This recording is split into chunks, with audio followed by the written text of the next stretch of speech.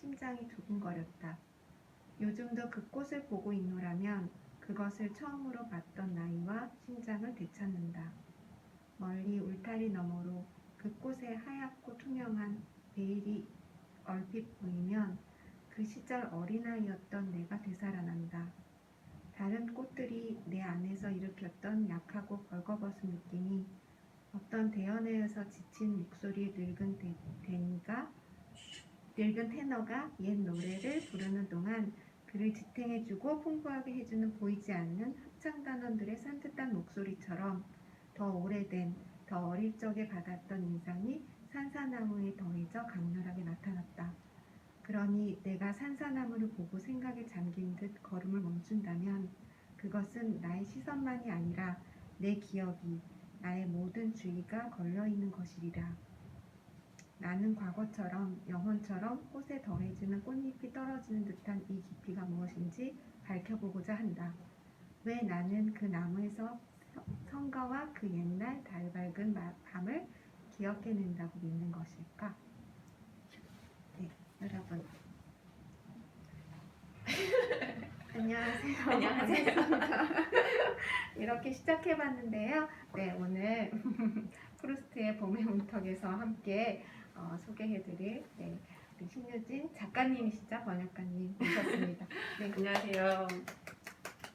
저는 오늘 번역가의 서재에서 일일 DJ를 맡은 신유진입니다.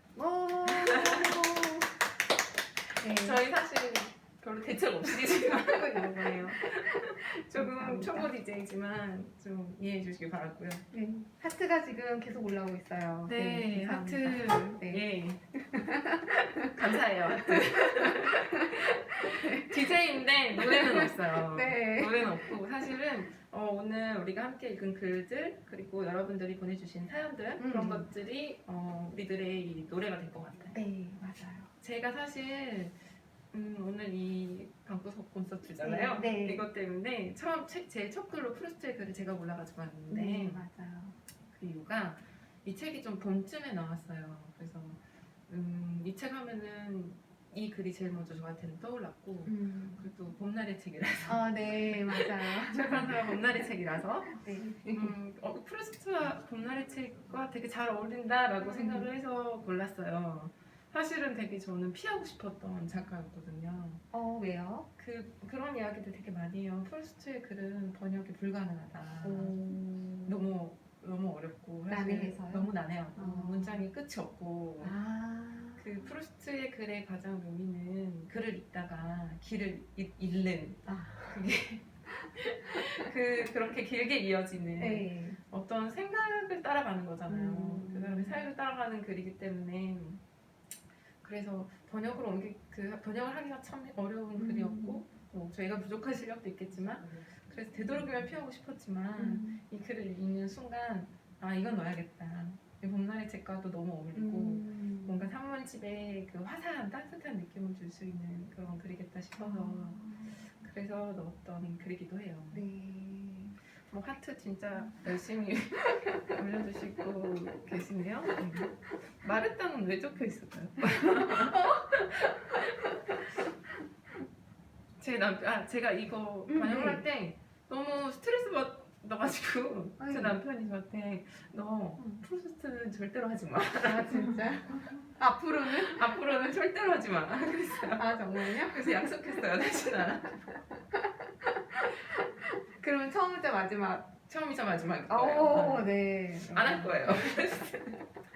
너무 훌륭한 번역가님들께 맡기는 걸로 요만큼만 하는 걸로.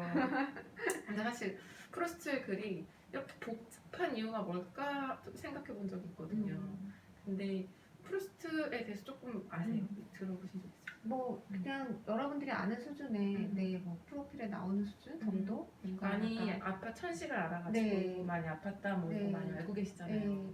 그래서 방에서 거의 나오지 않을까. 네. 그분이야말로 방에 누워서 천장을 바라보시며 그리고 또 소리에 되게 민감하셔서 네. 방음 장치를 다 방에 해놨다고 하시더라고요.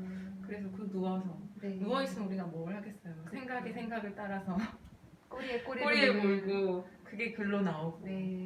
그게 사실 프루스트의 글인데 프루스트는 다른 작가들한테도 진짜 영향을 많이 준 작가예요. 아니 에르노도 프루스트의 영향을 많이 받았다고 했고, 그리고 듀라스도 마찬가지고.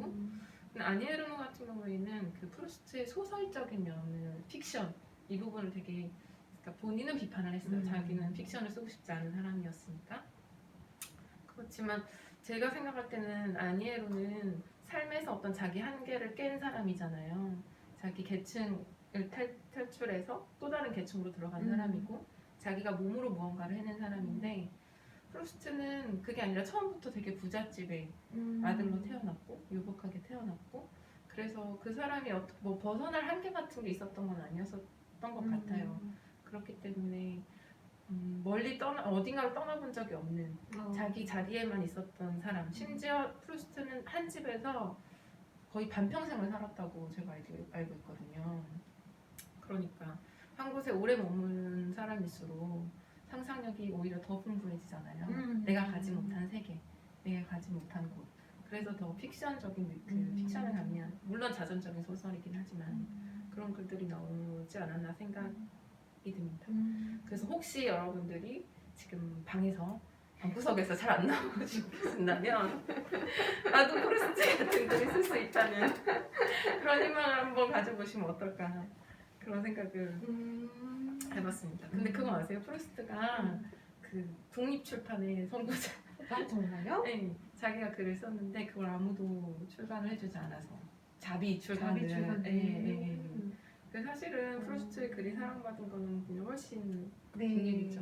그리고 번역가이기도 해요. 그래요? 네. 그러니까 책 물성 자체에도 관심이 되게 많았었던 것 같아요. 그러면 어느 나라 언어 번역이에요? 영어? 제가 알기로는 프루스트가 번역했던 작가 이름이 푸시킨. 그래요? 번역을 했다고 들었어요. 그리고 평생 나중에 폐렴으로 사망할 때까지 방에서 글만 썼잖아요. 그래서 굉장히 아름답지만 사실 그 삶은 행복했을 거라고 생각하면 맞아요. 번역 하시나요? 우리 잠깐 이거 라디오 지금 라방 하기 전에 잠깐 둘이서 좀 담소를 나눴었는데 맞아요. 새벽까지 일하는 고충에 대해서 아니, 만약에 나에게 천재적인 재능, 엄청난 재능이 주어지고 나의 삶은 좀 피폐해진다. 그럼 난 정말 최고의 번역가가 된다. 받아들일 수 있으세요? 아니요. 아니시죠? 네. 저는 제가 아까도 말씀드렸듯이 제 삶이 더 중요해요. 죄송하지만 제 삶이 훨씬 더 중요해요. 책보다는 제 삶이 중요합니다. 살려고 하는 뜻인데 죽고 싶지 않아요. 생각만 해도 싫어요. 방에서 나가지도 않고. 맞아요. 지금도 이미 충분히 그런 식으로 살고 있는데 생각만 해도 좀 고통스럽긴 하네요. 그런 그렇죠. 고통이 그렇게 아름다운 글을 나오게 한다면 좀 덜 쓰고 그렇죠. 좀 더 행복해지는 삶을 그렇죠. 택하고 싶어요. 그러니까. 근데 또 그렇게 생각해 보면 프루스트처럼 진짜 이 이름이 진짜 정말 몇백 년이 지나도 기억되고 이 작품이 기억된다는 건 좀 굉장히 멋진 일인 것 같긴 해요. 독자로서는 너무 행복한 일이지만 나 죽은 다음에 일어나는 그죠? 일은 문학의 깊은 꿈을 안고 오신 여러분들께 죄송하지만 나중에 이런 내가 알 바 아닙니다. 그렇죠. 뭐 약간 자손들을 위한 뭔가 그냥 제가 생각했을 때는 프루스트는 그 방 안에서 어떤 자기 신경증과 자기 병 이런 것들 사이에서 자기가 할 수 있는 일은 그것밖에 없었지 않았을까. 그게 그의 방식대로 자신의 한계를 넘어서는, 몸은 그곳에 있지만 그렇게 한계를 넘어서는 일이 아니었을까 생각을 해요. 근데 아까 뭐 생각에 꼬리를 문다고 하셨지만 굉장히 아름다운 글을 썼잖아요. 그러니까 나름 또 행복한 구석도 있지 않았을까? 글을 쓰면서 그렇게 믿고 싶어요. 그러니까 약간 믿고 싶은 마음이 생기더라고요. 제가 이 가만히 걷는다에 들어간 그 프루스트의 글이 어떤 회상, 추억, 뭐 어린 시절의 추억 이런 글들과 되게 관련이 있어서 사연을 부탁드렸잖아요. 그래서 또 사연을 보내주셨어요. 사연 좀 많이 왔어요. 그죠? 다행이에요. 다행이에요. 저는 사연 안 오면 내가 써먹고 알아뒀어야 하나. 사실 저도 그 생각했습니다. 그래서 익명으로 만약에 쓸까? 네. 아무도 안 오면 그러니까 우리 둘이 네, 시작하기 써야 전에 돼. 사연을 쓰자 이런 네. 생각을 했었는데 사연 보내주셔서 정말 감사합니다. 네, 너무너무 감사드려요, 진짜로. 네, 제가 그러면 사연을 읽어드릴게요. 그 상암동 호두맘님이 보내주신 사연입니다. 아빠를 닮은 눈사람. 12월 눈 쌓인 앞마당에서 동생과 눈사람을 만들었어요. 아빠의 모자와 목도리를 두르고 나니 그리운 아빠가 보였어요. 이거 너무 아름다운 네. 너무 아름다운 것 같아요. 왠지 저는 여기 되게 짧은 문장인데 네. 뭔가 약간 아빠를 자주 못 보는 네. 아이들이었던 것 같은 맞아요. 느낌이 들어서 되게 짠했어요. 이 네. 문장이. 너무 아름답고 네, 좀 슬픈 네, 그런 한편의 시 같은 그런 그러니까요. 느낌이었어요. 네, 짧은 글에 어떻게 이런 그러게요. 정말 다 작가 되셔야 할 분들이 네. 진짜 많은 그죠? 네, 그래서 저희 바쁘 네, 아닙니다. 다 각자 개성으로. 네.